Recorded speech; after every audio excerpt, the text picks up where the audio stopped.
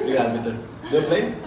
Sim, lugar é bicho metido, né? Fazer tudo. Situação complicada minha aqui, né? Dar uma palestra para advogados, né? Porra, vai ser bombardeado, vai testar seu poder de Persuasão. oratória, persuasão. Se eu sobreviver no final, vitória, né? Já tô feliz, né? Se eu sair vivo desse bate-papo aqui.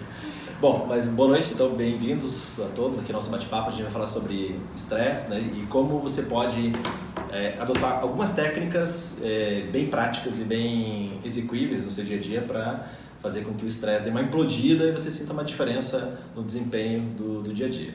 Bom, contando um pouquinho da minha história, né, para quem não me conhece, meu nome é Nilson, né, tenho 48 anos, esse ano eu faço 49 anos, ano que vem 50, vou ser um cinquentão, então mais velho aqui da turma, me respeitem, né?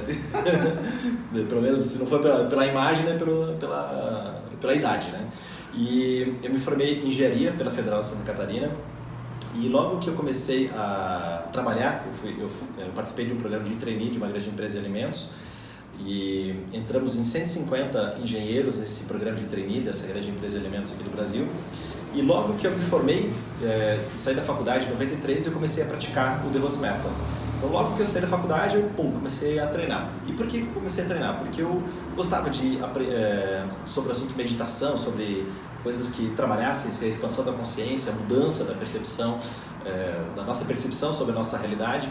Então eu procurei, achei o The Rose Method e comecei a praticar lá em 94 comecei a praticar. Me formei em 93 e em 94 comecei a treinar. E aí eu entrei nesse programa de trainee, essa empresa estava no processo de mudança do quadro de funcionários, estava no processo de modernização, implantação de uma série de novos sistemas de gestão e eu entrei junto com esse grupo para fazer essa modernização dentro dessa empresa. E eu fiquei 8 anos dentro dessa empresa, fiquei de 93 até o final do ano 2000 e eu tive lá pelo segundo, terceiro ano, eu comecei a me descolar em termos de desempenho comparativamente com esses outros companheiros que tinham entrado na mesma época que eu. E tive uma ascensão profissional muito grande, nos últimos 3 anos liderei um projeto, ganhei uma fábrica de produção de 20 milhões de dólares para construir, para gerenciar, contratei 12 engenheiros, ficamos quase 12 meses na Itália para transferir a tecnologia de produção dessa grande empresa, de 2 grandes empresas da Itália para o Brasil. Essa fábrica fica aqui em Ponta Grossa. E por que eu tive essa ascensão profissional, né? Para ter uma ideia, eu tive uma empresa que tinha quase 30 mil funcionários na época e eu tinha, nos meus 26, 27 anos, eu tinha um acesso direto com o presidente da empresa e com o conselho administrativo. Era um projeto estratégico que eu estava gerenciando. E por que isso? Porque era um gênio, era o cara mais capacitado daquela turma? Eu tenho certeza que não. Eu tenho certeza que tinha pessoas até muito mais capacitadas do que eu. O que me diferenciou, o que me fez descolar o meu desempenho dos demais colegas e o meu, foi a minha habilidade de concentração, a minha habilidade de gerenciar o estresse, a habilidade de ficar mais focado, a habilidade de ficar mais concentrado nas tarefas, ou seja, de entregar mais resultado. Eu estava gerenciando melhor a pressão que eu estava passando, suportando, e com isso estava entregando mais resultado, eu tive uma ascensão profissional mais acelerada que os demais colegas. E logo que caiu a ficha, né? Logo que eu saquei, puxa, eu tenho algo aqui nas minhas mãos, eu tenho técnicas, eu tenho conceitos, eu tenho formas de aplicar, né? Hacks importantes para você ter mais empenho na vida, que eu estava aplicando na minha, né? Quando eu percebi que eu tinha isso na mão, eu falei, nossa, aqui tem um grande diferencial. Eu posso ajudar outras pessoas a também terem melhor desempenho, a implodirem o estresse, a terem mais saúde, a terem mais vitalidade e, por consequência, com efeito positivo, sentirem um resultado melhor no seu dia a dia. A ideia não é negar o estresse e a ideia não é fazer com que o estresse suma. E por que isso? Porque uma dose adequada de estresse, ela é importante. Se a gente não tem estresse, a gente não produz. Se a gente tiver uma vida totalmente desestressada, a gente vai ficar sem ir atrás dos nossos sonhos. E em 1908, dois estudiosos, Yertz e Dodson, eles estudaram esse fenômeno de estresse já naquela época, né, dos trabalhadores daquela época, em 1908, imagine. Então a gente está falando de 111 anos atrás. O termo estresse, ele veio da engenharia, ele era ligado, inicialmente o termo, somente ao estresse dos materiais, o quanto que o material pode suportar pressão ou torção, ou o que for, sem quebrar, sem romper. E esse termo da engenharia acabou sendo aplicado ao comportamento humano, e é isso que o Yerdes e o Dodson fizeram. E eles fizeram a chamada curva performance-estresse. Então, imagine mentalmente uma curva que tem o formato de um sino. No ponto mais alto desse sino, ali é o ponto ideal de estresse, estresse e performance. Conforme esse sino vai abaixando até as extremidades aqui, tem as pontas laterais, que é muito pouco estresse ou estresse demasiado. Muito pouco estresse gera apatia. Se a pessoa não tem desafio, se a pessoa não se sente desafiada, se ela não se coloca em situações desconfortáveis, ela fica apática, ela não fica ali com tesão de fazer as coisas, ela fica morda, né, na situação toda. E a gente não quer isso, a gente quer uma vida de realização. Então, mais por meio dessa curva, no meio desse sino, tem um ponto ideal de estresse, aí é uma descoberta que cada um vai fazendo durante a sua jornada, a gente vai falar um pouquinho sobre isso daqui a pouco. E mais no final dessa curva tem um ponto negativo do estresse, que é que quando muitas pessoas falam que estão estressadas, é nesse ponto, né? É o estresse que ele gera ali um cansaço excessivo, uma falta de vontade, né? Pela pressão excessiva, e também ele pode gerar esgotamento, pode gerar algum tipo de somatização física ou psíquica, e em casos mais avançados, né, crises de ansiedade ou até mesmo de burnout, que é quando a pessoa, burnout mesmo, dá um shutdown no funcionamento do ser humano, do indivíduo, e ele tem que parar, né? Então esse é um caso já extremo de estresse. O que a gente quer fazer aqui, com o trabalho que a gente faz, né, com aquilo que a gente ensina, a gente quer te deixar o mais longe possível desse ponto de burnout ou de esgotamento ou de estresse excessivo. A gente quer que você encontre um ponto ideal de estresse para que você se torne produtivo e a partir daí você consiga fazer grandes realizações, assumir cada vez mais responsabilidades, desenvolver cada vez mais resiliência, mas sem o efeito negativo do estresse que acaba prejudicando o dia a dia.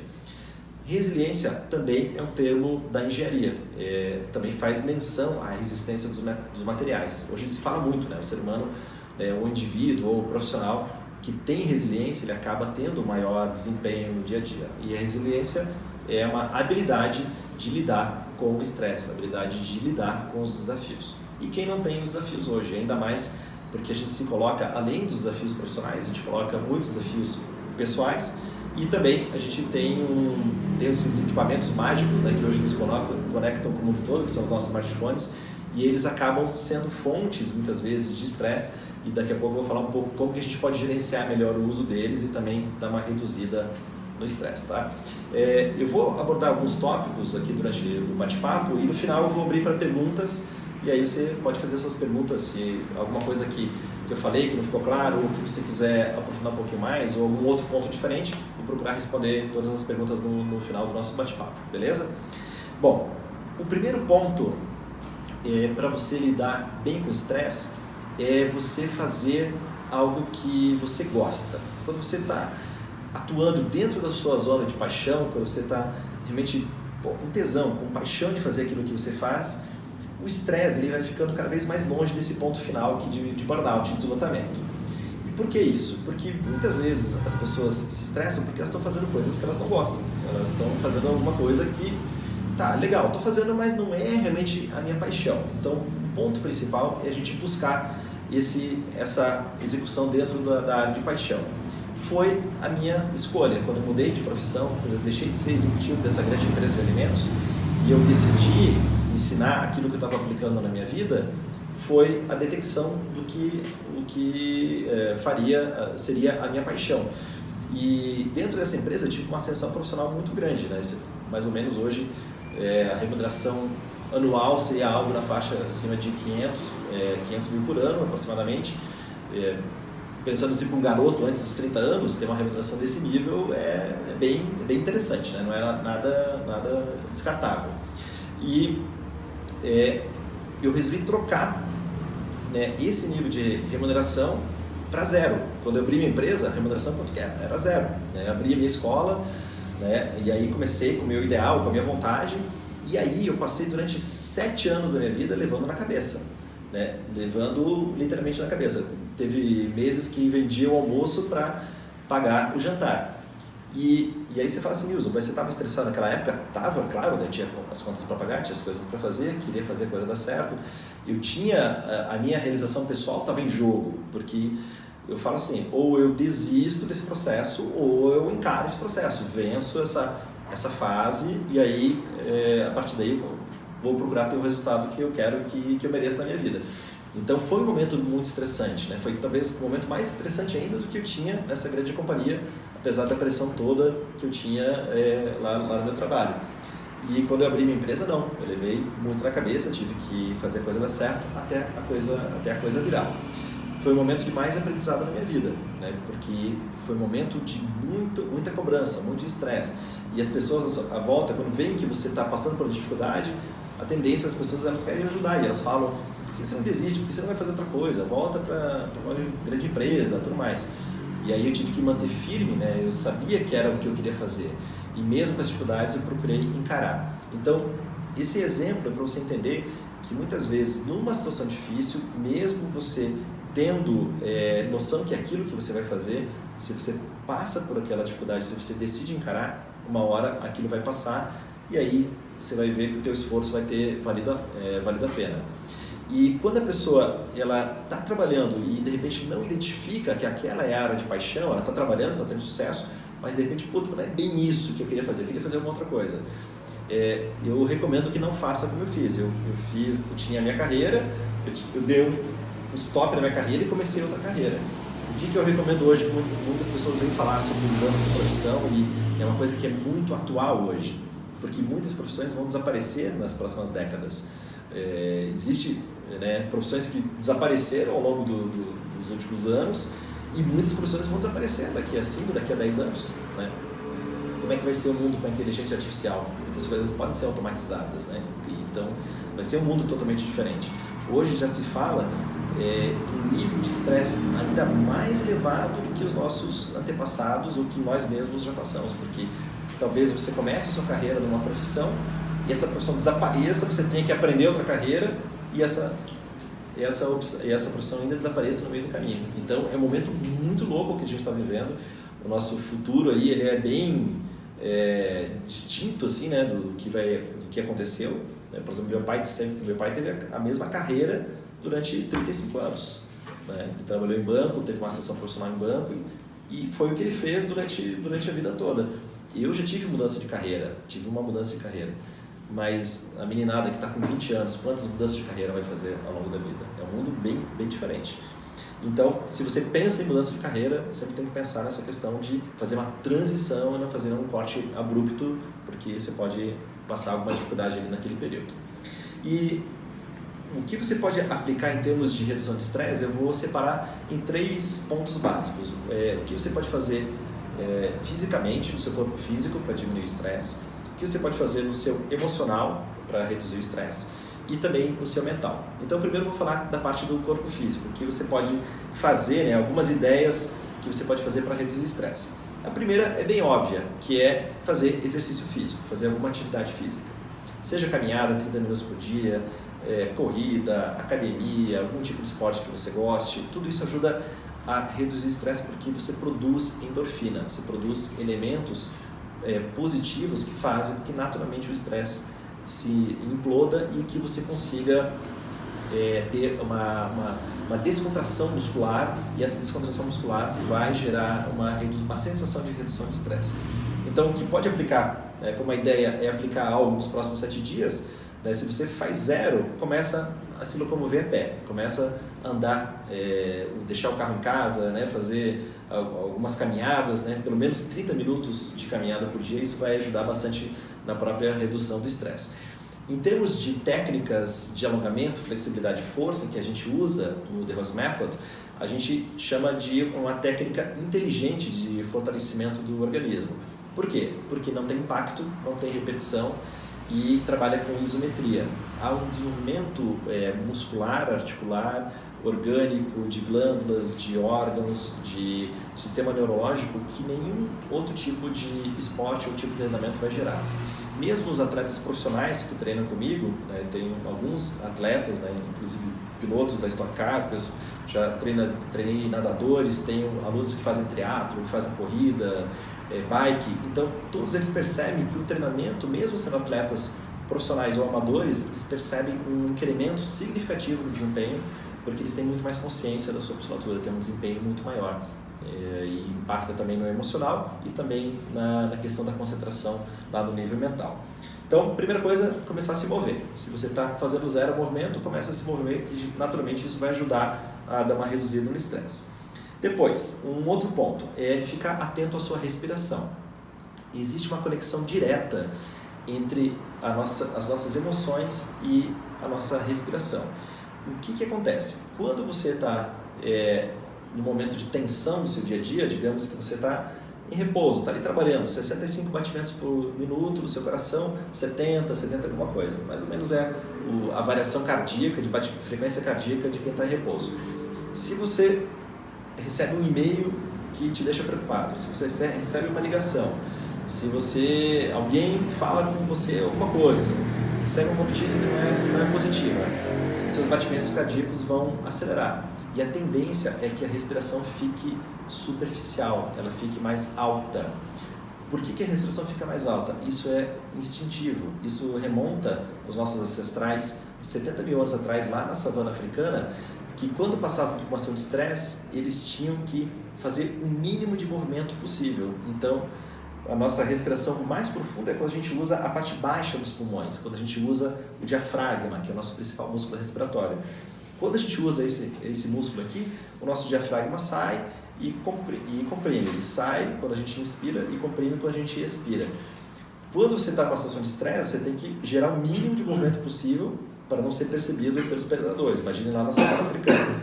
Então, por isso a respiração fica alta e a gente acaba respirando de maneira superficial, e essa maneira superficial faz com que a gente tenha menos oxigenação, e essa menor oxigenação desliga, faz um shutdown do nosso lobo frontal, e a gente não tem o funcionamento de raciocínio da maneira adequada. Então, quando você perceber que aumentou a frequência cardíaca, você pode fazer uma auto-observação, só você perceber. Naturalmente, você percebe o coração batendo mais rápido.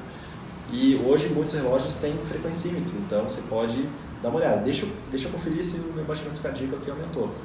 Quando aumentou, você vai fazer o quê? Algumas respirações profundas.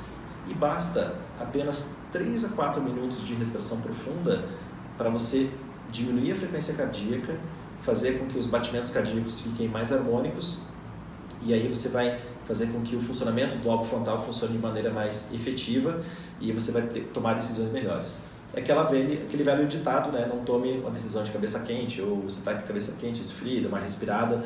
É bem essa aplicação prática. É claro que dentro do The Rose Method a gente vai muito fundo na profundidade, no ritmo respiratório, a atuação em várias áreas que vai mudar a fisiologia e vai fazer com que você desenvolva mais resiliência. Então, isso é um treinamento que vai se construindo ao longo do tempo. De imediato, o que você pode aplicar nesses 7 dias, né? A meta é dar uma reduzida do estresse. Primeiro, é ficar atento a quando a aceleração cardíaca acontece e respirar de maneira profunda. Um ritmo respiratório que funciona muito é o que nós chamamos de ritmo respiratório quadrado. Como que é esse respiratório quadrado? Você vai inspirar em 4 segundos, vai reter os pulmões em 4 segundos, vai soltar o ar em 4 segundos e vai fazer uma retenção em 4 segundos. Retenção sem ar. Inspira em 4, retém em 4 segundos, solta o ar em 4 e faz uma retenção com os pulmões vazios em 4 segundos. Isso, se você fizer esse respiratório de 3 a 4 minutos, você vai mudar totalmente o seu estado emocional e vai mudar totalmente a capacidade de tomar decisão muito mais precisa, muito mais acurada e muito mais consciente no seu dia a dia. Essas retenções com os pulmões cheios e pulmões vazios aumentam a concentração de gás carbônico no sangue. Maior concentração de gás carbônico no sangue ajuda a aquietar os pensamentos e ter mais clareza para a tomada de decisão. Faz sentido? Isso é totalmente aplicável, né? Você pode aplicar o exercício, pode aplicar a respiração. Outra coisa que você pode aplicar também é com relação à alimentação. Existem alguns alimentos que aumentam o nosso estresse. E esses alimentos são os alimentos que causam inflamação no nosso organismo. Quais alimentos causam inflamação? Os refinados, né? Então, farinha, principalmente o glúten. Quanto mais refinado for o alimento, menos natural ele for, maior a tendência de gerar inflamação.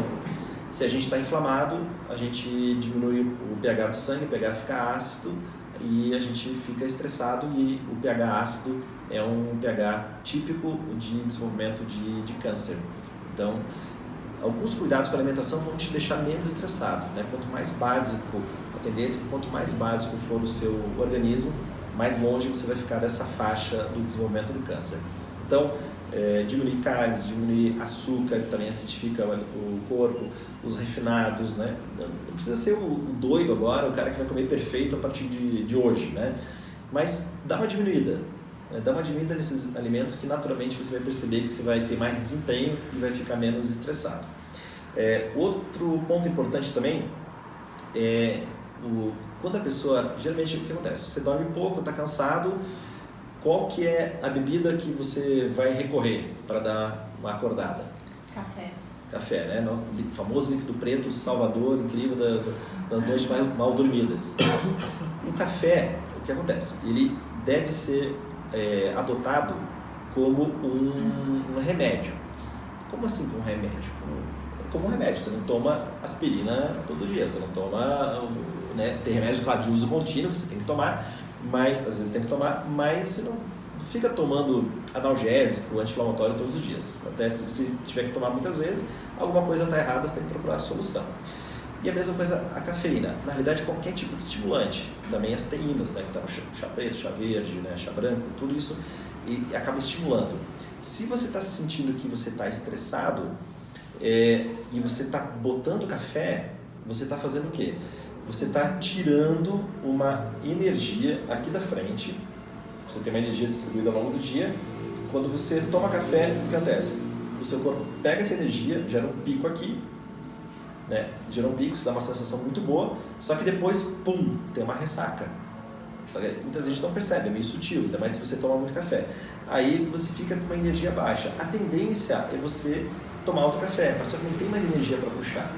Então o segundo, o terceiro, o quarto café já não tem mais um efeito, porque você está trazendo energia que não tem lá do futuro, do seu superávit energético que está trazendo para cá.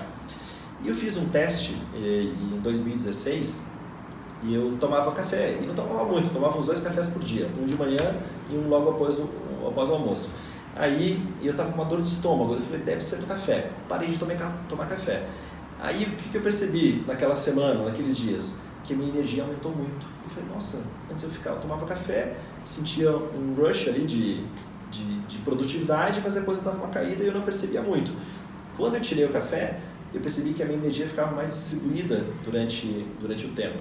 E aí eu tinha mais produtividade. Louco, né? A gente às vezes acha que está ajudando, mas às vezes está atrapalhando. Então, por isso que, do meu ponto de vista, a gente tem que usar o café como um remédio. Puxa, agora eu preciso de um café, agora eu vou tomar. Mas não ser aquela coisa constante como a gente está acostumado culturalmente a tomar. O que você pode fazer? Você pode usar ginseng, né, que é energético. Você pode usar castanhas, que são energéticos, né, alimentos energéticos. Pode usar gengibre com moderação. Se você tem muita ansiedade, não dá para usar muito gengibre. Dá para usar bastante açafrão, né, que é rico em curcumina. São elementos que geram mais energia, geram mais vitalidade e fazem com que você tenha mais empenho e fique menos dependente do café. Beleza? Que mais de alimentos? E aumentar a quantidade de alimentos ricos em água. Quanto mais rico o alimento for em água, mais empenho você vai ter. Então, muitos legumes, muitas frutas. Claro, tem que cuidar com o índice glicêmico, cuidar com o carboidrato das frutas também, para você não gerar picos glicêmicos, né? Porque às vezes você não come açúcar, está com a alimentação super legal, mas você come 10 bananas por dia. Vai gerar um pico glicêmico e não vai ser saudável. Então, sempre com moderação, e sempre é bom consultar um nutrólogo ou um nutricionista para ter uma dieta bem balanceada. Outro ponto importante, cuidar do sono, né? Dedicar as horas necessárias para o sono, né? Cada um tem uma quantidade de horas. Tem um amigo que dorme 4 horas por dia e está ótimo, está perfeito. O meu tempo são 7 horas, né, por dia, é o tempo que eu procuro reservar. Então a minha agenda ela fica fechada, então eu não marco nada depois das 10 da noite, né, porque eu acordo cerca de 5h30 da manhã, 5h30, 6 horas, dependendo do dia. Então a minha agenda fica fechada, né, não marco coisas dentro desses horários porque senão me quebra. Eu saio do horário desse horário no final de semana, daí que eu me permito, mas durante a semana eu procuro ficar bem regrado, porque minha carga horária é bem corrida. Geralmente começa a primeira aula 6 da manhã ou 7 da manhã e geralmente eu vou até as 10 da noite, né? Tenho ali intervalo de almoço, né? Como alguma coisinha, tudo mais, um jantar leve, mas a minha rotina é de muitas horas por dia, né? E inclusive dou muitas aulas, muitos treinamentos no sábado também. Então a agenda é bem cheia, eu tenho que cuidar da minha performance, senão eu acabo não produzindo. E uma outra coisa importante nessa questão física é fazer um check-up anual com um bom médico, de repente um nutrólogo ou um médico da sua confiança, para verificar a questão hormonal, verificar a questão de vitamina D e micro e macronutrientes, sais minerais, porque às vezes você está ali fazendo o que você gosta, está se alimentando bem, está se exercitando, está cuidando do sono, está fazendo todos esses cuidados que eu estou sugerindo aqui, mas ainda não está. Você sentiu que o estresse deu uma baixada, você ainda sentiu que não está num bom desempenho. Pode ser alguma questão mais profunda de fisiologia que você precise de acompanhamento médico e é importante fazer essa gestão, né? Ter um bom médico aí que te acompanhe, que esteja ligado em longevidade, em performance, isso ajuda muito o desempenho. Beleza? Então, essa parte, ideias aí para você aplicar dicas com relação ao plano físico. Agora, com relação às emoções. O estresse, muitas vezes, ele é mais uma percepção do que uma realidade. O que eu quero falar com isso? Nós percebemos as situações e aquelas situações geram estados emocionais. Então, digamos que nesse momento aqui, tem uma pessoa aqui, você que está invisível aqui, a pessoa tem um infarto, vamos dizer. Não vai ter um infarto aí, pelo amor de Deus, né? Porque a gente só tem advogados aqui, não tem médico hoje, né? Geralmente a gente tem um médico, mas hoje não tem, então por favor, né? Então, mas digamos que teve uma situação assim, crítica de alguém teve ali um infarto. Cada um vai reagir de uma maneira diferente. Tem aquele que vai ficar desesperado e não vai conseguir ajudar. Tem aquele que vai olhar a situação, já vai fazer ali, vai procurar ressuscitar a pessoa. Tem outro que já vai tomar a iniciativa, já vai chamar... O que a gente chama quando alguém tem infarto? Chama o SIAT ou chama o SAMU? Eu chamaria de SAMU. Eu também. Chama qual? SIAT. SIAT ou SAMU? Chama o SAMU. SIAT é para trauma, né? Então, Esses nomes já era. Oi? A gente ia chamar errado. Você ia chamar ele. Ia morrer, Matar a pessoa. Então, se a pessoa tem um infarto, tem que chamar o SAMU, não o SIAT. Né? Se é um acidente de trânsito, daí chama o SIAT. Então, cada um vai reagir de uma maneira distinta. Essa maneira distinta vem da sua experiência, da sua cultura, do seu background, inclusive da sua genética. Cada um tem uma resposta fisiológica aos estímulos que é totalmente distinta do outro.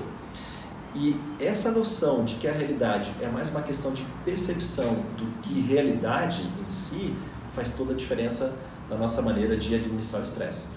Então, você está percebendo que está estressado, mas será que precisa estar estressado desse jeito mesmo?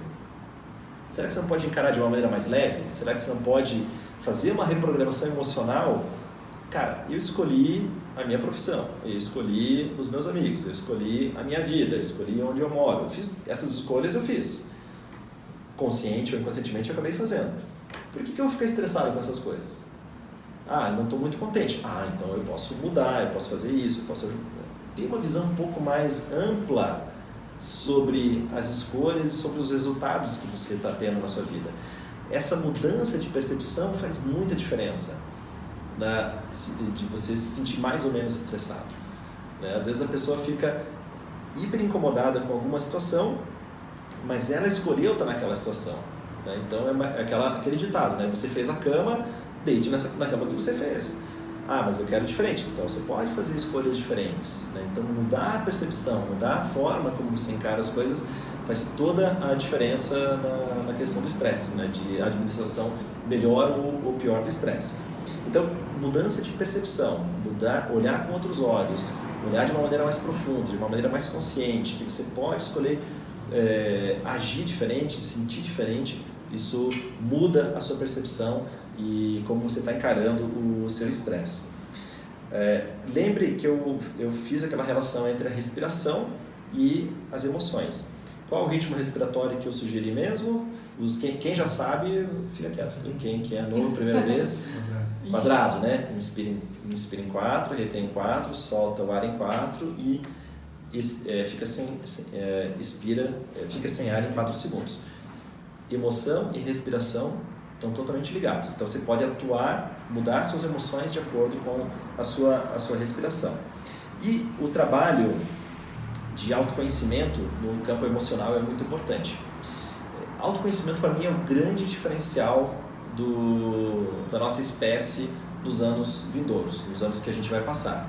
E por que isso? Porque, pegando um pouquinho aquele assunto que eu falei antes, que a gente vai ter muitas mudanças de profissão, mudanças de carreiras, né?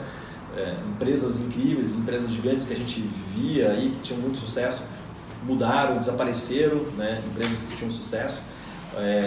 Um grande ramo que a gente vai ter mudanças aí nos próximos anos é o ramo automobilístico. Essas mudanças que a gente viu em termos de posse com relação a livros, a filmes, a músicas, que a gente antes comprava música, né? Antes a gente comprava ainda compra livro, né? Mas daqui a pouco vai ter algum tipo de Netflix de livros, né? Não sei se existe já. Os filmes também, a gente comprava filme, alugava filme, né? Então a percepção de posse mudou. Hoje tem muitas pessoas que ao invés de ter uma casa na praia, preferem não ter a casa na praia e com esse dinheiro você viaja para vários cantos do mundo, fica em Airbnb, que fica uma viagem super acessível, você tem acesso a vários cantos do mundo em termos de conhecimento, em termos de aprendizado, né? Você não precisa ficar fixo naquela casa na praia que você comprou, por exemplo, né? Um tempo atrás. Então, a mudança que a gente está passando é uma mudança muito acelerada de paradigmas. O conceito, eu falei que uma das grandes indústrias que vai mudar é a indústria dos automóveis, porque daqui a pouco o conceito de posse de carro vai desaparecer. As pessoas talvez não tenham tanto carro quanto tem hoje. A Ford acabou de fechar, né? Acho que foi na semana passada, outra semana, fechou lá a fábrica lá no ABC Paulista. Ou seja, tem mudanças acontecendo, né? Tem mudanças acontecendo. O Dário, às vezes, eu vejo que ele está de patinete, né? Deixa o carro em casa, usa patinete. Então... Eu estou usando. Hoje eu fiquei impressionado que não tinha nenhum. A galera tá usando. Não colocaram na rua. Não colocaram? Não, um monte de gente reclamando já, você vê? E faz semanas, né? Que faz falta já, faz o quê? 5 semanas, nem que tem patinete. Fez falta hoje, fez falta hoje. As pessoas compram. Né? Ia almoçar, não tinha patinete pra ir. Tive que pegar o carro. E em grandes cidades, né, como Nova York, Londres, esse país, ter um carro é um problema. É uma encrenca você ter um carro. É muito caro, o imposto é muito caro, o estacionamento é muito caro. Então, muitas vezes não vale a pena ter um carro. É melhor você usar a mobilidade urbana. E outro dia a Emma fez uma observação muito bacana, porque falou assim, nossa, como o patinete deixa as pessoas mais felizes. Porque ninguém anda de patinete triste, turrão, né? Tá andando de carro, você tá chateado, o trânsito tá parado, não sei o quê. De patinete, um sorriso aqui, ó. De patinete você tá curtindo, né? Que legal, tô andando de patinete. Tu vê como uma pequena ação muda a percepção do estresse. É muito rápido, né? Dá para perceber rápido, né? Imediato. Foi assim, começou há pouco tempo, eu tinha fila congestionada ali na 7. Perto da Bento tinha 7 patinetes, um atrás do outro. Eu sabia do patinete. Patinete não, tanque de guerra. Meu carro é usado com uma arma hoje. O carro é. Então, mudanças, né, que estão acontecendo e a indústria automobilística vai sofrer com isso, né? Eu sou um vanguardista, né? Eu não tenho carro desde 2005, mas não porque eu quis, foi bem no período que eu estava passando por dificuldades. Eu tive que vender meu carro para investir na minha empresa. E eu falei, beleza, a hora que eu capitalizar de novo eu compro. Mas aí foi ficando, eu falei, cara, a economia que eu fiz em 2005, são 14 anos, né? Quase 15 anos sem carro. E aí quando precisava usar o táxi, na conta geral ficava bem mais barato, e depois ainda com os carros compartilhados, né? Uber, Cabify, 99, etc., fica muito mais barato ainda. Então, se você faz umas contas, fica interessante. É claro que o carro dá o conforto, então tem que fazer os prós e os contras de cada situação. Mas para pensar que dá para ter uma percepção diferente com relação ao estresse. Descontrair. Dentro dessa questão emocional, a palavra-chave é descontrair. É você procurar se soltar, ter uma percepção diferente com relação às coisas que você está passando. Você não precisa ficar engessado nas coisas que você está passando. É mais uma questão de percepção do que propriamente de realidade. Se você tem óculos azuis, e você tira os óculos azuis, coloca óculos amarelos, você vai ver o mundo amarelo. É essa percepção que eu quero que você comece a desenvolver. Você pode perceber diferente o mundo que lhe cerca. Legal? E na parte mental, o que você pode fazer para ajudar a descontrair o estresse? Bom, hoje se fala muito de mindfulness. Mindfulness é um termo que ficou bem popular nos últimos tempos, né? Nos Estados Unidos atualmente tem uma febre de treinamentos de mindfulness e o que é o tal do mindfulness, né? Nada mais é do que atenção, do que concentração. Então, o estado de mindfulness é um estado de atenção plena, de concentração no momento presente, que é uma das coisas que a gente trabalha na parte técnica do The Rose Method. É um exercício de concentração. Então, para você exercitar de maneira prática mindfulness, é fazer o quê? É ficar concentrado em uma coisa por vez. Como que você faz isso? Parece que é difícil, né? Mas é uma questão de decisão. Então, você está trabalhando, está respondendo um e-mail ou uma mensagem, se concentre naquilo. Desliga, né? Deixa as outras coisas de lado. Fique presente no momento. Chegou alguém para conversar com você, ou você foi conversar com alguém, deixa o celular de lado. Né? Aquelas mensagens que você está recebendo no WhatsApp podem ser respondidas daqui a pouco, porque se for algo muito urgente, algo que precisa de uma decisão imediata, a pessoa vai te ligar. Né? A gente até esquece que dá para ligar, né? Muitas vezes, né? Dá para ligar, você pode ligar para alguém. Então, se for urgente, você liga. Se for algo não urgente, mandar uma mensagem. Na hora que a pessoa puder, a pessoa vai responder. Então, fazer uma coisa por vez. Decida fazer isso, e isso é um estado de concentração. Você vai perceber que você vai ficar muito mais produtivo, você vai ficar muito mais focado. O meu celular, está com a Emma, eu queria até mostrar como é que é a minha tela inicial.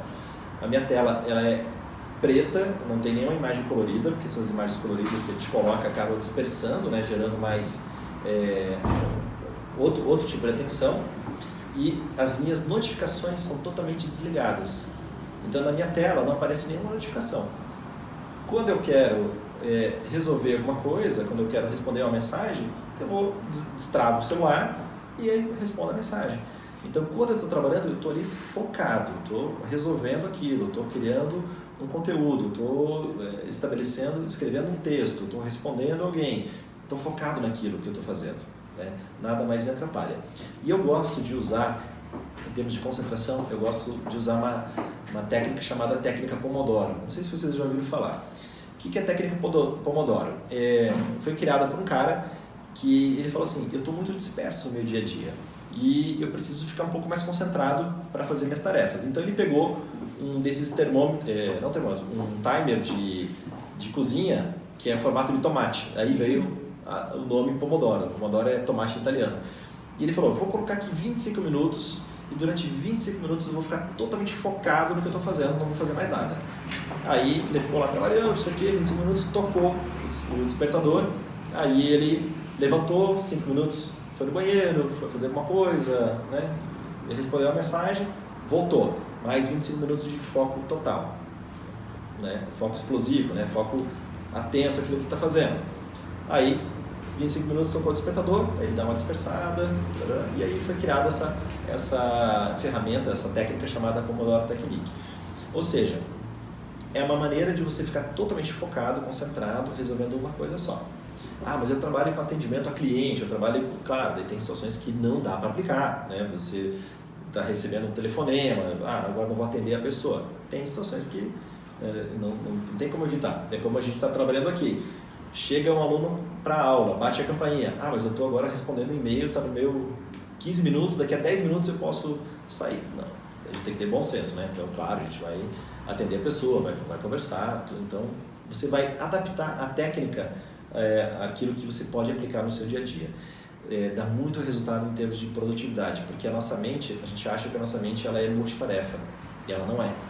Ela é capacitada para fazer só uma coisa. A gente acredita que a gente é multitarefa, mas não é. Existem vários testes na internet que você pode testar se você é multitarefa, e você vai ver que você pode fazer várias coisas ao mesmo tempo, vai fazer de uma maneira muito, muito ruim. Se você focar numa atenção só num ponto só, vai dar muito mais resultado. E com relação ao smartphone, ponto principal, né? Eu já falei, desligar as notificações, dar uma gerenciada no uso. Hoje os smartphones já vêm com, você pode ver o histórico de uso, o histórico de vezes que você desbloqueou o seu telefone por hora. Tem todas essas estatísticas já estão disponíveis ali no seu smartphone. Acompanhe semana a semana como é que está o seu uso, faça um uso inteligente, não seja escravo do smartphone, porque ele é criado para a gente ficar disperso. O smartphone e as redes sociais, eles fazem com que a gente fique disperso, a gente fica a todo tempo jogando adrenalina, noradrenalina, cortisol e dopamina na nossa circulação sanguínea, que são neurotransmissores que aumentam o estresse. As pessoas que fazem um bom uso do smartphone, elas percebem que dá uma super reduzida no estresse. Não sei se alguém já testou dar uma reduzida aí no uso. Cara, muda a vida. Muda a vida. É gerenciar o uso, não é deixar de usar. Se você me acompanha nas redes sociais, você sabe que eu posto 1 milhão de coisas todos os dias. Mas eu não fico o meu dia todo no smartphone. Tenho os momentos para isso. Tenho essa gestão do uso do smartphone. Isso aqui dá um assunto aqui que a gente pode falar 8 horas de como trabalhar essa questão. Se não me engano, eu devo ter publicado alguns podcasts e também alguns vídeos no YouTube que falam mais detalhadamente sobre essa questão do uso do smartphone. E faça pequenas pausas durante o dia. Essas pequenas pausas do Pomodoro são importantes para você dar uma desestressada. Então você está ali 25 minutos, totalmente focado, totalmente atento no que você está produzindo, dá 5 minutos de pausa. Levanta, vai tomar uma água, vai fazer um xixi, vai conversar com alguém, vai responder uma mensagem, volta com o foco total naquilo que você está fazendo. Faz sentido essas coisas? São coisas bem práticas que você pode aplicar no seu dia a dia. Vou abrir agora para perguntas e respostas. O que você tem de dúvida aí que eu posso agregar mais aí para você ajudar a implodir o estresse? É claro que assim, se você fizer isso aqui em 7 dias, você vai realmente dar uma super reduzida no seu estresse. O que eu sempre gosto de orientar, não tente fazer tudo de uma vez, porque senão você vai se estressar. Então agora eu vou fazer tudo isso aí. Porra, você vai ficar estressado, meu negócio, aí você vai desistir, entendeu? Pegue algumas que você aprendeu. Pegue as que mais chamaram a atenção, aquelas que mais atrapalham. As mais fáceis, né? Aquelas que fazem mais sentido para você. A que gosta mais. A que gosta mais. Eu tenho certeza que vocês já fazem algumas coisas do que eu falei. Né? Mas agora, se você fizer outras que você não faz, isso vai dar um impacto. Com relação só ao celular, eu quero reforçar. O uso na primeira hora do dia e o uso na última hora do dia. Né? Aqui você tem que fazer um X, não usar na última hora do dia e não usar na primeira hora do dia. Por que isso? Porque a nossa mente, ela produz essencialmente 4 tipos de ondas de frequência mental, de frequência cerebral. Existem as ondas beta, que é o que nós estamos nesse momento aqui conversando, que é agitado, né, tudo mais, está ali pensando, raciocinando. Esse é o típico funcionamento beta. Alfa já é uma mente mais concentrada. Então, quem faz exercício de concentração e de meditação entra em alfa muito fácil, ou seja, consegue aquietar aquilo que é lixo, tira o lixo e foca naquilo que é importante. Essas são as ondas alfa. Um pouquinho mais profundo, para quem medita mesmo, consegue acessar as ondas teta, que são ondas bem mais quietas, que geram muita clareza mental. E aqui tem as ondas mais profundas, que são as ondas delta, que é quando você está dormindo. Quando a gente acorda e quando a gente vai dormir, as ondas beta, elas estão pouco presentes, e nós temos as ondas alfa e as ondas teta. Elas são as mais ricas. Essas ondas, elas são muito susceptíveis aos estímulos, e principalmente ao estímulo da tela branca, seja do smartphone, seja do tablet, seja do computador ou da TV. Então, se você tirar as telas na primeira hora do dia e na última hora do dia, você vai sentir uma redução incrível de ansiedade, e principalmente você vai programar a sua mente, vai programar o seu cérebro para ter uma produtividade muito maior. E principalmente se você fizer nesse momento meditação, se você fizer mentalização de objetivos, se você fizer leituras, estudos de coisas legais, de coisas importantes. Essa primeira hora do dia e a última hora do dia são as horas mais importantes para aprendizado, para programação positiva do cérebro. E a nossa capacidade de mentalização é o nosso poder mais incrível, é o poder mais incrível que nós temos, só que é super subutilizado. Nós utilizamos pouco a nossa capacidade mental. Vou citar 2 exemplos para vocês. Eu gosto de citar os exemplos do esporte porque eles são bem práticos e bem palpáveis. Um foi o Cristiano Ronaldo, que nessa semana colocou a Juventus nas quartas de final, acho, né, da Champions League.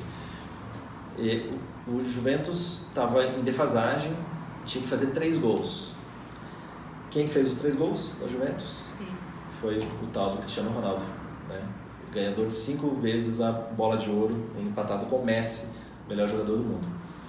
Um dia entrevistaram o Cristiano Ronaldo e perguntaram para ele: cara, qual que é a tua melhor qualidade? O que você faz melhor? E o repórter perguntando, ele queria saber se era chute, se era ataque, o que era, né? O que ele ia responder? É minha perna direita, que eu chuto muito bem. O repórter esperava alguma coisa nesse sentido. E o Cristiano Ronaldo falou assim: o que eu tenho de melhor em mim é minha mente. Porque tudo que eu quero realizar, tudo que eu vou fazer, primeiro está aqui dentro da minha cabeça. Eu sei exatamente o que eu vou fazer. E tem um estudo de 1994, de um time de basquete nos Estados Unidos. Eles pegaram 2 grupos. Um grupo ficou treinando 15 dias arremessos livres, treinando todo dia arremessos livres para fazer pontos. O outro grupo não treinou com a bola, só ficou mentalizando os arremessos livres. Eles ficaram parados, só que criando a imagem mental dos arremessos livres. O primeiro grupo aumentou em 24% o desempenho, o acerto nos arremessos livres. O segundo grupo aumentou 23%. Ou seja, tecnicamente, um empate de aumento de desempenho. O nosso cérebro não diferencia o que é execução real e o que é execução mental. Então, essa capacidade que o Cristiano Ronaldo falou, da mente dele fazer as imagens mentais aqui primeiro, é um grande diferencial dele e é praticamente uma obsessão com relação ao alcance do resultado. E o segundo exemplo que eu quero falar para você é do Kelly Slater. Kelly Slater, o maior campeão de surf, 11 vezes campeão mundial de surf, ele até hoje compete, ele tem 41 anos, se não me engano, ele compete pau a pau com os meninos, né? Agora Medina foi bicampeão mundial, ele estava ali junto, né? A temporada foi uma temporada boa, né? Ele teve uma boa evolução junto, e ele, todos os anos ele está ali, né? Se os meninos bobearem, ele é mais uma vez o campeão mundial. E um dia perguntaram para ele se alguém teria capacidade de bater os 11 títulos mundiais de surf que ele tem. Ele é considerado por muitos o maior atleta de todos os tempos, devido ao desempenho dele. Só que o surf ainda é um pouco marginalizado, né? Então acaba que as pessoas talvez não reconheçam tanto isso.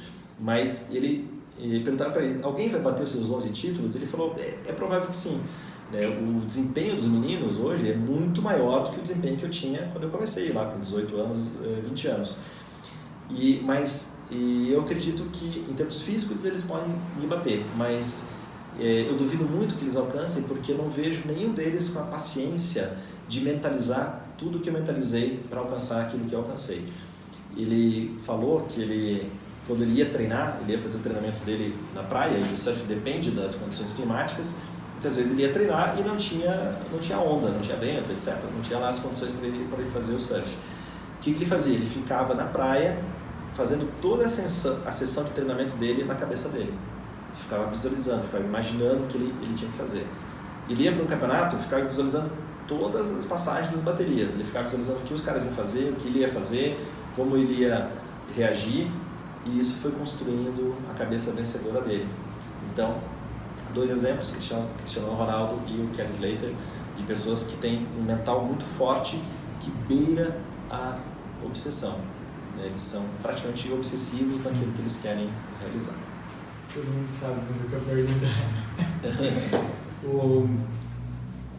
Eu sei que há muita diferença, assim, mas qual a diferença básica seria assim, do método Rose para o Pilates? Existem diferenças muito grandes. A primeira é um contexto histórico, né? O que a gente ensina tem base em ensinamentos de 5 mil anos atrás. Então, o Pilates é do século XX, né? Foi criado pelo Joseph Pilates. E o que a gente ensina, né, ele também é do século XX, né, sistematizado pelo professor Berrose, mas as bases técnicas são de milênios atrás. Então são técnicas muito antigas, todos os respiratórios, as posições, técnicas de meditação, são baseados em coisas que já funcionam, tem uma garantia de fábrica de 5 mil anos. O que a gente ensina é uma filosofia, é um modus operandi para você ter mais desempenho. É como se fosse uma engenharia do comportamento. A gente faz um processo de educação comportamental que tem um diferencial de fazer com que você tenha uma consciência mais expandida, uma percepção diferente. Então não é simplesmente um exercício físico, né? Tem a parte de desenvolvimento físico, tem a parte de desenvolvimento emocional e tem a parte de desenvolvimento mental e inclusive algo mais sutil, que é a tal da meditação, que hoje a meditação está muito em moda, né? Nós estamos com 2 escolas nos Estados Unidos, 2 escolas em Nova York, e lá está um boom de meditação, as pessoas estão procurando muito meditação. Se você entrar nos apps da App Store, um dos apps mais baixados é apps ligados à meditação. Só que as pessoas falam que é meditação, mas na realidade não é meditação em si, é algo que convencionou se chamar de meditação, mas está mais ligado a algo como mentalização ou como um exercício de descontração. Meditação mesmo é parar de pensar. Então, o que a gente faz, Ivan, é proporcionar que você tenha um domínio da sua mente para que chegue até o momento que você fala assim, agora eu quero que a minha mente pare de pensar.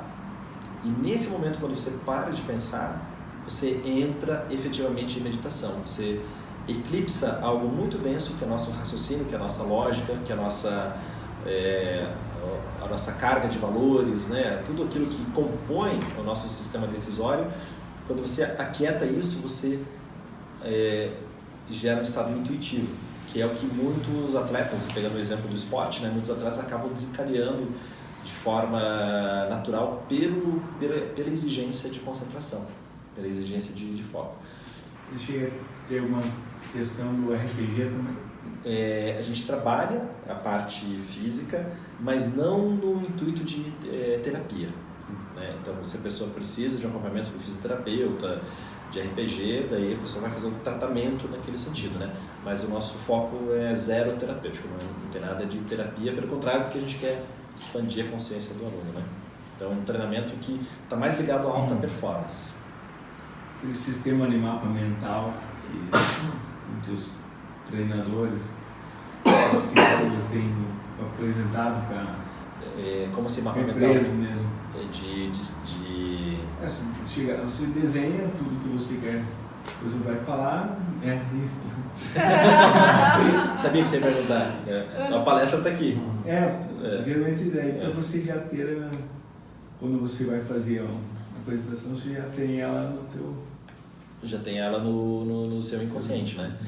Então, o mapa mental, na realidade, é uma técnica de visualização, né? Então, o que eu fiz? Eu fui pegando aqui os pontos que eu queria abordar com vocês, aí escrevi, e aí eu fiz algumas revisões. Então, o que acontece? Esse formato de anotação aqui, ele é muito mais registrável pela nossa mente, porque ele não é uma lista de tópicos. A gente não registra lista de tópicos, a gente decora tópicos, mas tópicos a gente esquece. E quando você faz um mapa mental, você estuda aquilo e você pode falar sobre aquele assunto durante bastante tempo. Isso legal? Que você falou agora do Kelly Slater. E que daí a visualização, o mapa mental é o que ele vai fazer. Que tem digamos, a programação do que ele vai fazer, né? Então, Muitos atletas de MMA fazem isso também. Eles fazem uma mentalização, uma visualização como é que vai ser o embate, como que o oponente vai fazer, como que ele vai reagir. Então você entra para o combate e você já criou uma boa parte do que vai acontecer na sua mente. Você treina, você consegue. Exatamente. Então por isso que esses caras eles lidam muito bem com o estresse, né? Porque uma situação de competição, né? Uma situação de esporte, né? Então você pega um jogador de futebol, um piloto, um lutador, né? Um surfista, né? Eles estão, imagina, tá todo mundo olhando para eles naquele momento, né? Pega uma final de Copa do Mundo, se o cara não for concentrado, o cara não entrega, não desempenha, né? Tem muitos filósofos, psicólogos e professores que falam das janelas killer. São janelas que parece que você, quando você deixa ela aberta, o teu cérebro fica pensando nisso, tem que fazer isso, tem que fazer isso, tem que fazer isso. E aumenta o estresse. Faz sentido. Não tem assim nada... Que tipo assim, você tem uma coisa para resolver e não resolve. Que é a procrastinação, né? Procrastinando, mas a janelinha lá fica aberta falando, cara, tem que fazer. Procrastinação da memória. Pensando na memória, Porque o que acontece? Tudo que você lembra que você tem que digamos, se à noite lembrou que você tem que fazer uma coisa. Se você não anota aquilo, você vai ficar com aquele HD talvez você acorde e esqueça de fazer aquilo. Então, as ideias, elas são muito sutis. Pensa assim como se fosse uma teia de aranha. A teia de aranha está lá bonitona, mas se você encostar o dedo, ela vai desaparecer. A ideia é assim. Então, às vezes você tem uma ideia muito boa. Se você não registra, você acaba perdendo. E a mesma coisa quando você procrastina. Você tem uma coisa para fazer, você não anotou, fica ali ocupando o HD. Isso vai estressando. Com certeza isso ajuda. Impede a falta de clareza. Impede a clareza mental. Dificulta a clareza mental. E tem uma coisa também que é, se você não pode resolver agora, não pense nisso agora. Exatamente. Né? Então, o que eu posso fazer agora? Eu posso resolver aquilo? Não. Então, eu anoto e vou falar assim, não, se eu posso resolver isso só amanhã na hora que eu acordar, eu não vou deixar isso atrapalhar meu sono se eu não posso resolver isso agora. Uma das principais fontes de estresse é essa, é tentar resolver algo quando aquilo não pode ser resolvido. Puta, 10 horas da noite, tô pensando no negócio aqui, tô preocupado. É difícil, né? Esse acho que é um desafio, né? Esse é um desafio. Porque se for uma coisa para resolver grande, para você conseguir fechar essa janela para abrir só o dia seguinte, isso é um desafio grande, né? É um desafio. E isso é treino, é aprendizado. Se a gente não faz, a gente não dorme, né? E daí no outro dia você não tá bem para resolver.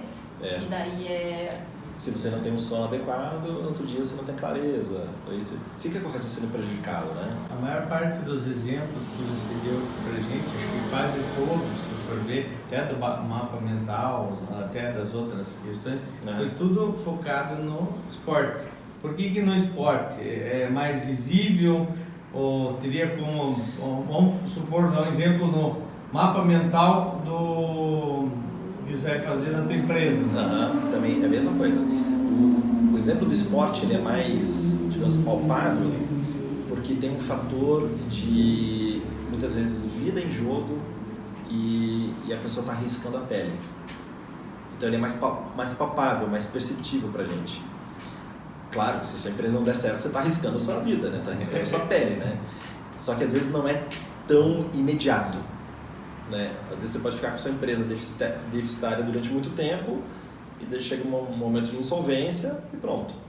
Mas é a mesma coisa, Dário, você pode aplicar. Então, por exemplo, como a gente faz aqui, a nossa escola é uma empresa. Então, eu tenho exatamente aqui na minha mente como que vai ser o desempenho. Exatamente. O que eu vou fazer?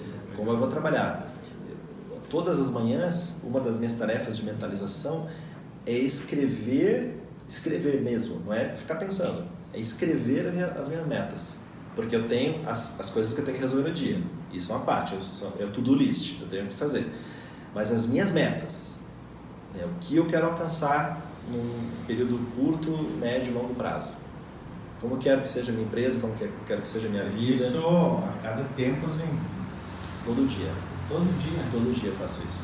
Por quê? Porque quando eu escrevo, eu não estou lendo. Perceba que eu não estou lendo. Eu pego as minhas metas, eu reescrevo elas todos os dias. As mesmas? As mesmas. Ah, entendi. As mesmas. Por que Se isso? define uma vez e reescreve todo dia. É claro que elas vão amadurecendo. Sim, né? sim. Às vezes, mas isso aqui mudou um pouquinho. Mudo.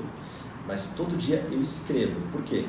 Porque isso gera um trabalho mecânico, isso está influenciando a minha mente e isso fica em background uma coisa positiva. Eu não fico com a Senão começa a com essa ficar muito janela que você distante, falou. né, do dia que isso fez, né? Tipo, eu quero que a minha empresa fature tanto. Se eu pensar isso só uma vez na minha vida, não tem efeito nenhum. Mas se eu todo dia, a minha meta, eu estou aqui trabalhando, eu quero que a minha empresa fature tanto. Eu estou aqui para isso, né? Eu estou para gerar esse tipo de resultado. Então, é aplicável da mesma maneira. É o que o Kelly Slater ia surfar e ele ficava imaginando, né? A gente pode fazer para as nossas empresas também, para o nosso dia a dia. E não só para a empresa, mas também para a família, para a saúde do corpo, né? Então, nas minhas metas tem coisas lá. Aspectos familiares, aspectos de saúde, aspectos de prazer, de conquistas que eu quero ter, aspectos da minha empresa. Então, tem várias coisas lá que estão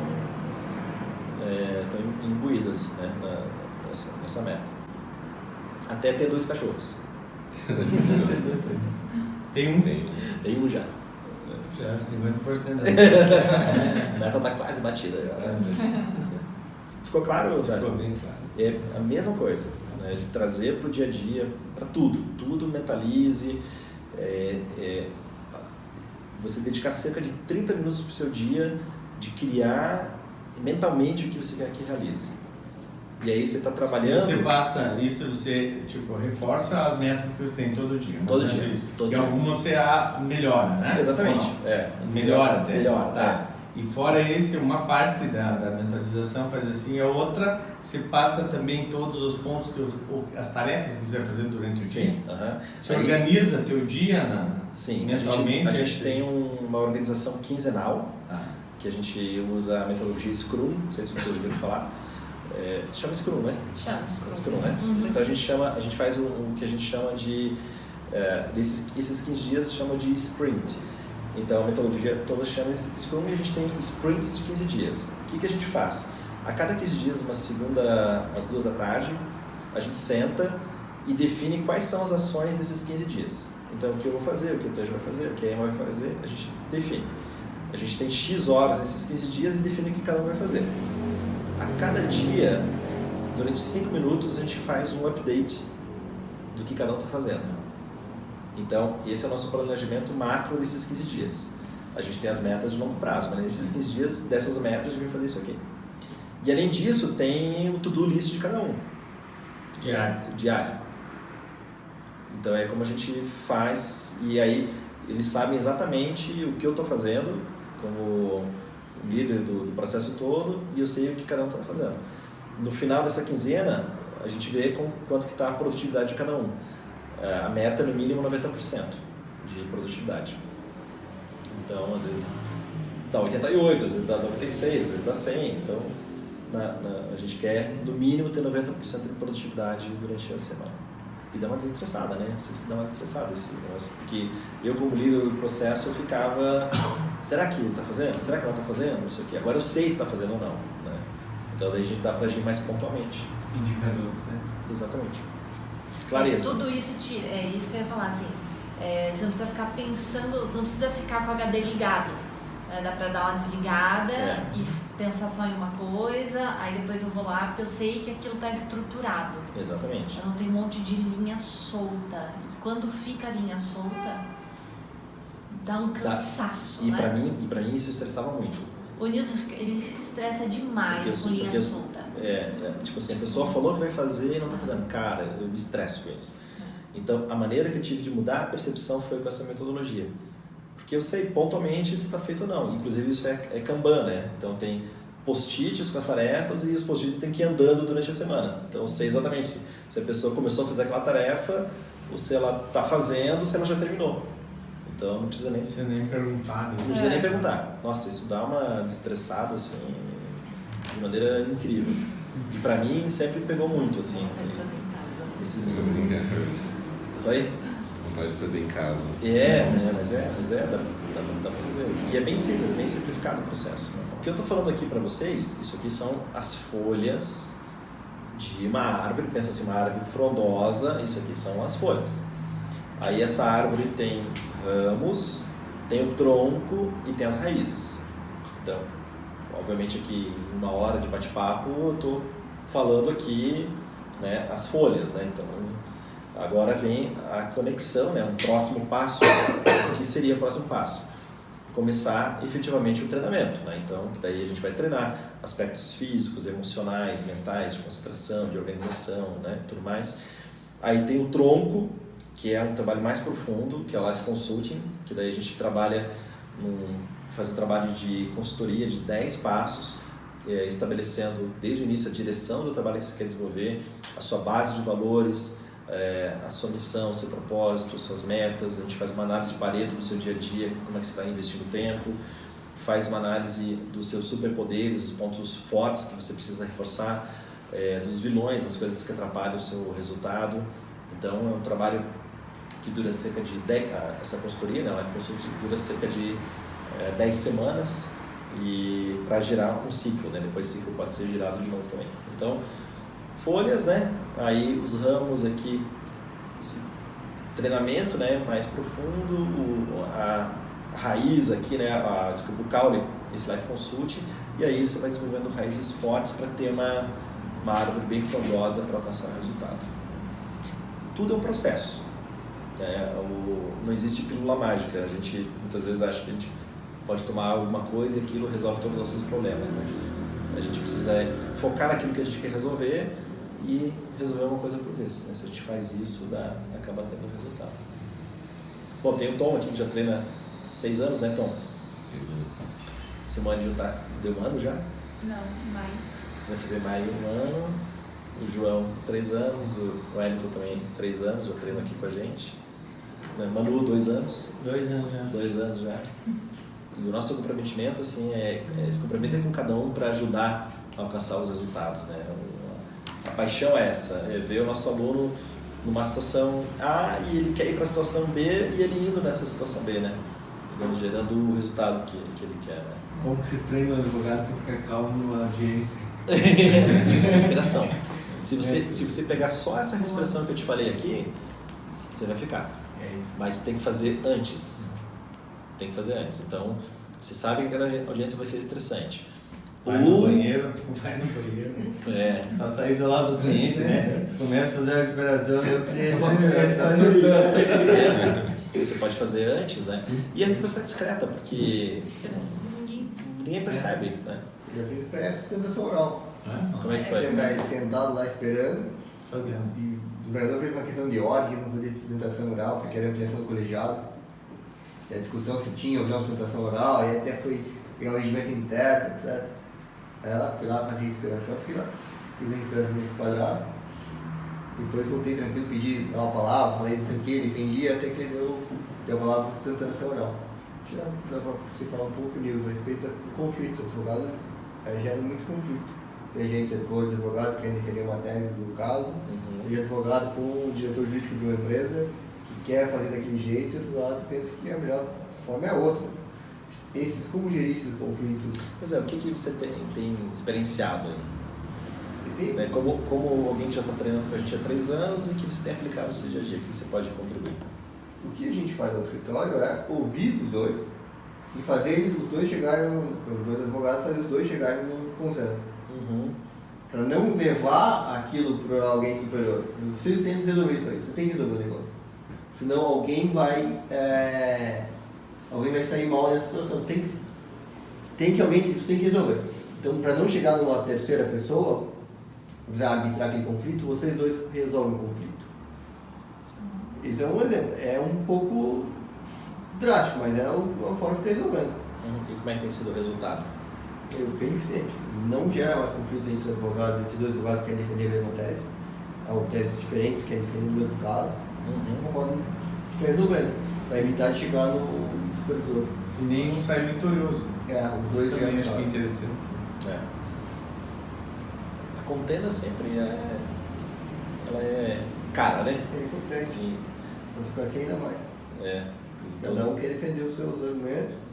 Tem razão, mas agora chega internamente no escritório. Nem com o outro, né? Já é interno, mas se ninguém discutir, vai ser sempre a mesma coisa, né? Ninguém vai crescer. Isso é bom, mas às vezes passa do limite e já não ajuda o caso, prejudica a equipe. Me parece que vai pro ego um pouquinho. Me parece que pensar na terceira via sempre é interessante, né?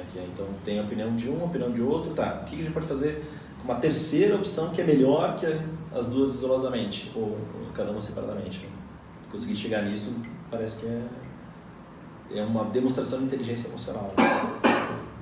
Espero que você aplique e vai ficar gravado, depois você pode dar uma revisada aí nos conteúdos. Obrigado pela presença de todos, galera.